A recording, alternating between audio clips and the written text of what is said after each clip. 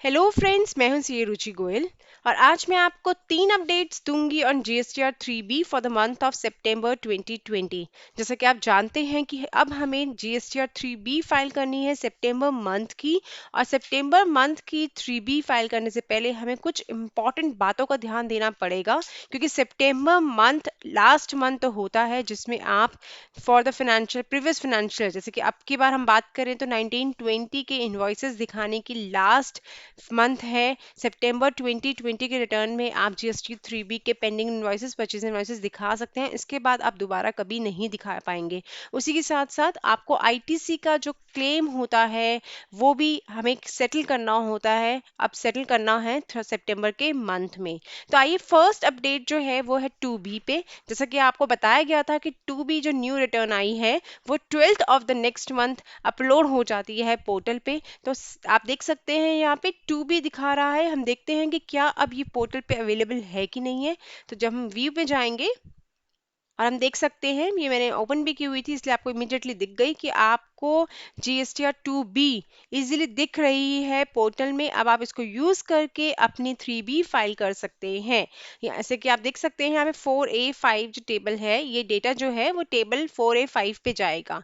ऐसे ही इसने बताया है कि 4B2 में कौन सा डेटा जाएगा। इस तरह से आप रिकंसाइल कीजिए इसको अपने 2A से, अपने डेटा से, अपने परचेज रजिस्टर से, और आप फाइल कर सकते हैं अपनी 3B टाइमली। ये बहुत ही इंपॉर्टेंट है। 2B को देखना बहुत इंपॉर्टेंट है। दो हम 100% रिलाई नहीं कर सकते, क्योंकि 2B में जो डेटा आता है वो सिर्फ 12th डेट तक का आता है। अगर आपके सप्लायर ने जीएसटीआर 1 फाइल कर दी थी तो यहाँ डेटा आएगा। अगर उसने नहीं की 12th डेट तक, या फिर 12th डेट तक कोई इनवॉइस अपलोड नहीं किया अपनी रिटर्न में, तो वो डेटा यहाँ रिफ्लेक्ट नहीं होगा, वो उसकी नेक्स्ट वाले मंथ की रिटर्न में रिफ्लेक्ट होगा। तो आप इससे कंफ्यूज मत होइए कि क्या हमारे पास इतना ही इनपुट क्रेडिट अवेलेबल है। ऐसा नहीं है। ये वो क्रेडिट है, ये वो इनवॉइसेस हैं जो आपके सप्लायर्स ने 12 तक शो किया है अपनी बुक्स में, अपनी जीएसटीआर 1 में इनवॉइसेस अपलोड किए हैं। इसके बाद जो इनवॉइसेस अपलोड होंगे वो नेक्स्ट मंथ की 2B में रिफ्लेक्ट होगा। तो ये तो फर्स्ट अपडेट था कि 2B is now available on the port. आप जाइए और उसे रिकंसाइल कीजिए अपनी बुक से, और आप 3B को फाइल करने में से यूज में जरूर लीजिए। और नेक्स्ट अपडेट है 2A में। क्या आपको लगता है कि आपको जो रिटर्न फाइल करनी चाहिए वो 2A के बेसिस पे करनी चाहिए, 2B के बेसिस पे करनी चाहिए? उस पर मैं आपको थोड़ा सा भी क्लेरिफिकेशन दूंगी कि जैसे कि मैंने आपको अभी बता ही दिया ऑलरेडी कि जो 2B होती है वो होती है आपकी 12th डेट तक का जितना डेटा होता है, जितने सप्लायर्स ने इनवॉइसेस अपलोड किए थे उसका डेटा। 2A जो होती है वो चेंज होती रहती है डिपेंडिंग अपॉन द इनवॉइसेस जो आपके सप्लायर्स इनवॉइस अपलोड करते हैं। जैसे कि मैं आपको एक बार दिखा भी देती हूँ 2B कैसी दिखती है। 2B में आपको सारे इनवॉइसेस दिखते हैं और इसमें पता चल जाता है आपको कि आपके जो सप्लायर है उसने अपनी रिटर्न फाइल में क्या दिखाया है, क्या नहीं दिखाया है, क्या उसने जीएसटी 1 फाइल कर दी है और उसने फाइल करते हुए क्या डेटा दिखाया है। अपग्रेड होता रहता है एज एंड व्हेन सप्लायर्स जो होते हैं वो इनवॉइस अपलोड करते रहते हैं। तो ये होती है आपकी 2A 2B। अब हम देखते हैं अपनी 3B के बारे में। हम बात करते हैं अपनी 3B के बारे में, क्योंकि इस बार सितंबर के रिटर्न में जब आप 3B फाइल करेंगे तो आपके पास लास्ट मौका है अपने परचेज इनवॉइसेस को दिखाने का जो आपने मिस कर दिए हैं थोड़े बहुत भी अपनी जीएसटीआर 3B में से पहले की मंथ तक की। अब आप उन जो इनवॉइसेस मिस करते हैं आप सितंबर के रिटर्न में दिखा सकते हैं। लेकिन इनवॉइसेस को दिखाने से पहले, इनपुट क्रेडिट लेने से पहले, एक बात आपको जो इम्पोर्टेंट देखनी है वो है कि कितना आईटीसी आप क्लेम कर सकते हैं। ये बहुत ही इंपॉर्टेंट बात है जिसपे सर्कुलर आया भी था 9 अक्टूबर को। आइए हम एक बार देखते हैं उस सर्कुलर को। सर्कुलर यहाँ ओपन है जो कि आया था 9 अक्टूबर को, और ये एक क्लेरिफिकेशन था रिलेटिंग टू एप्लीकेशन ऑफ सब rule 4 of Rule 36 of the CGST rules for the months of February to August 2020। फरवरी से लेके अगस्त 2020 तक आप कितना आईटीसी क्लेम ले सकते थे उस पे ये एक सर्कुलर आया है। बहुत इंपॉर्टेंट सर्कुलर, इससे हम थोड़ा सा इसमें डिटेल में पढ़ेंगे इसको।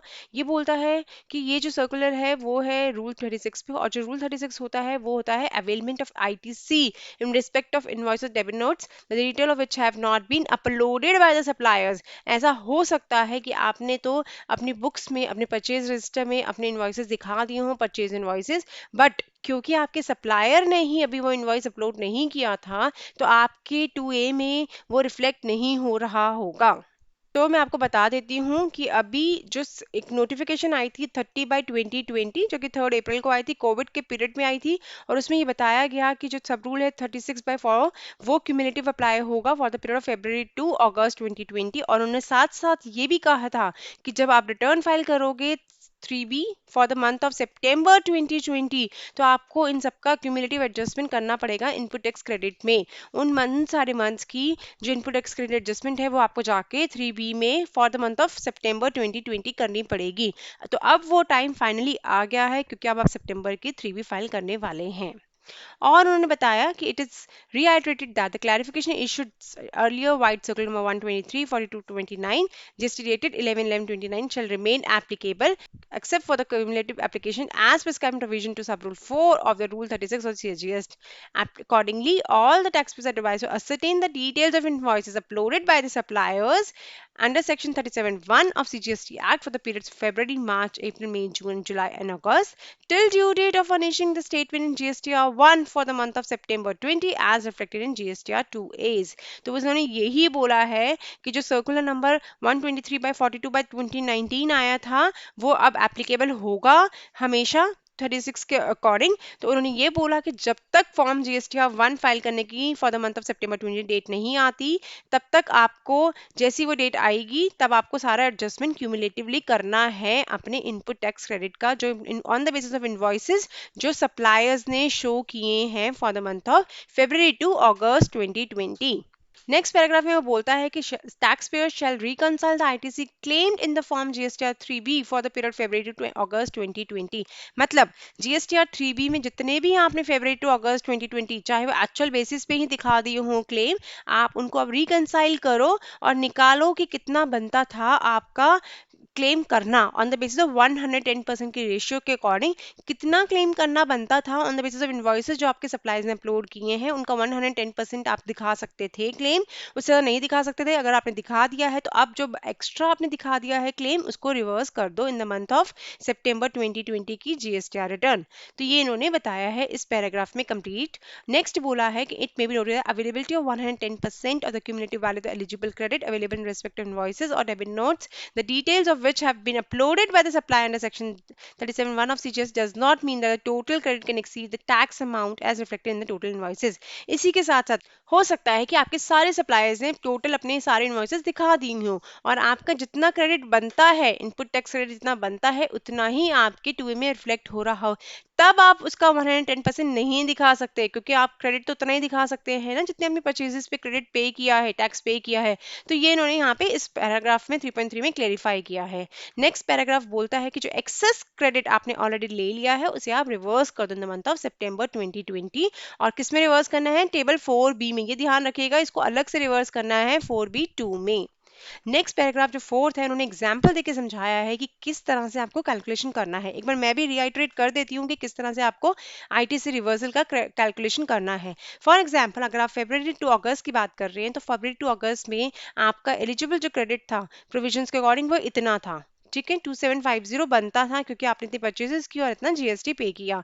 लेकिन आपने जो अपना क्रेडिट अवेल किया है वो भी पूरा का पूरा आपने अवेल कर लिया क्योंकि आपको अलाउ किया था कि आप इस मंथ में पूरा का पूरा क्रेडिट अवेल कर सकते हैं। लेकिन जो क्रेडिट बनता है आइडली वो कितना बनता है? वो तो बनता है on the basis of 2A, जो 2A में प्लान ने इन्वॉइसेस दिखाए हैं उसके बेसिस पे जो 110% बनता है वो आपका एक्चुअल क्रेडिट अवेलेबल बनता है। तो invoices on which ITC is eligible and uploaded by the suppliers, कितना इन्वॉइस उन्होंने अपलोड कर दिया है 2450 का। तो आप अपनी बुक्स में कितना क्लेम कर सकते हैं 2450 का? 110% जो कि बनता है 2695। मतलब आपने कितना एक्सेस दिखाया हुआ है 2750 minus 2695 which is equal to 55। तो आपको 55 का रिवर्सल करना है सितंबर मंथ की GSTR 3B में। और ये जो मेंशन किया हुआ है इन्होंने वो मेंशन कर दिया है कि आपको किस टेबल में भी रिवर्सल करना है वो भी क्लियरली बता दिया है। तो ये तो था कि अगर हमने February टू अगस्त में एक्चुअल बेसिस पे क्लेम कर लिया था, तो कितना रिवर्सल हमें करना पड़ेगा। नेक्स्ट है सितंबर 2020 का। जब आप सितंबर के TR 3B भर रहे हैं तो आप सितंबर का भी ITC क्लेम दिखाएंगे।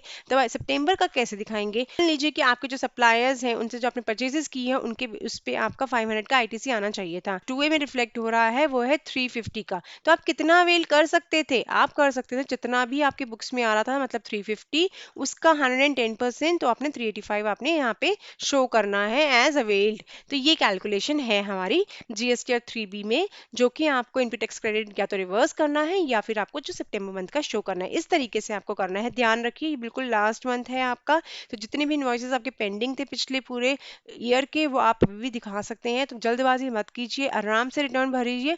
और जो रिटर्न भर रहे हैं तो आपको 2B 2A सब ध्यान में रखते हुए भरना है। जरूर टैली कीजिए अपनी 2A से कि कहीं आप कहीं ज़्यादा इनपुट टैक्स क्लेम तो नहीं दिखा दिया है जितना बनता था उससे ज़्यादा। तो आपने 1920 के जितने भी मिसेस की हैं 3B में वो अभी भी आप रेक्टिफाई कर सकते हैं इस मंथ। तो जो रिटर्न भरने की ड्यू डेट है वो 20 अक्टूबर है। 20 अक्टूबर तक रिटर्न भरिए, टाइमली भरिए, लेट बिल्कुल मत कीजिएगा। आप अभी से कैलकुलेशन कर सकते हैं, स्टार्ट कर सकते हैं अपना वर्किंग इस पे। और आप सारे इन्वॉइसेस को क्लेम जरूर कीजिए, क्योंकि इसके बाद आपको टैक्स इनपुट टैक्स क्रेडिट बिल्कुल नहीं मिलने वाला। तो ये बहुत ही इंपॉर्टेंट वीडियो थी, आप भी ज़रूर देखिए और लोगों के साथ शेयर भी ज़रूर कीजिए। और जिन्होंने अभी तक मेरा चैनल सब्सक्राइब नहीं किया है वो सब्सक्राइब भी ज़रूर कीजिए और बेल आइकन को दबाना तो बिल्कुल मत भूलिए, क्योंकि उसी से आपको सारी न्यू वीडियोस की नोटिफिकेशन मिलती है। तो आज के लिए बस इतना ही। इसी तरह हमारे साथ जुड़े रहे, मेरे चैनल को भी सब्सक्राइब ज़रूर कीजिए। Thank you.